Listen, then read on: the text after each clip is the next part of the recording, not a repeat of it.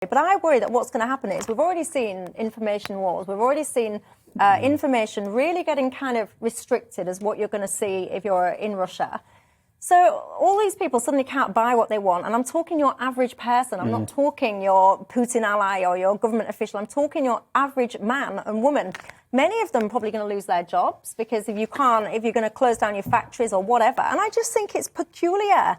And I can't help it. I find it virtue signalling. I mean, I think on one side I can sympathise with companies who, are full with people who want to work out how they can do their bit. And I can see why some major brands have said we're going to pull operations because that's, for us, how we feel like we're going to do our bit. I mean, but why aren't they doing that then in all the other places where there's conflict, where there's human rights abuses? And I totally agree with that. And another question I'd ask is that there are certain brands, many of them that aren't the household names that you've just listed off there, that provide goods and services to some of Putin's allies and certain oligarchs, the people who launder their money for them, the people who act as lawyers to make sure that they can escape sanctions and other rules and regulations around the world, the ones that give them the ability to set up shell companies in British tax havens and so on.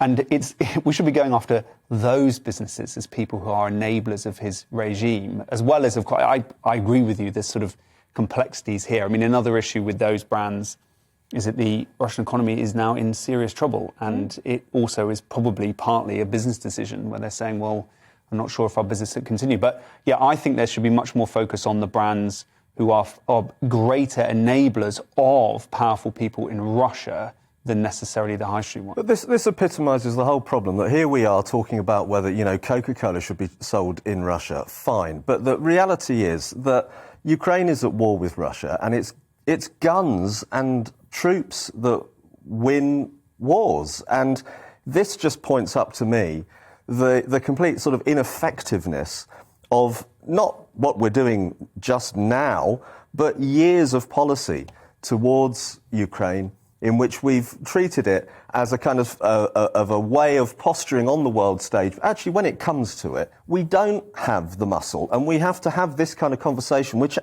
I'm sure Putin looks at and thinks that's why they're weak and that's why I can take them. Because it's come down to a matter of whether Russians can watch pornography instead of whether we have military muscle that can keep Putin from attacking countries that he just wants to attack. Actually, I think it feeds into a larger story here that isn't just about whether we deploy boots on the ground or how we respond to this in a defence way. It's more about how do we use our soft powers as much as we can in many different ways as we can to make sure that Russia feels as isolated as possible when they are committing these atrocious crimes. So when it comes to isolating them, how do we make sure that they feel like they are not a part of normal society? As you know from Boris Johnson's plan, that he wants to make sure that their society understands that this is not acceptable. And by enabling a position in which ordinary Russians feel that their lives have been affected in such an effective way, it makes them think, what is going on? What is happening? How can I understand further why all these everyday brands are going from my life? How come my life is getting more expensive, because it will get more expensive? And how can I change this? What's going to happen for me?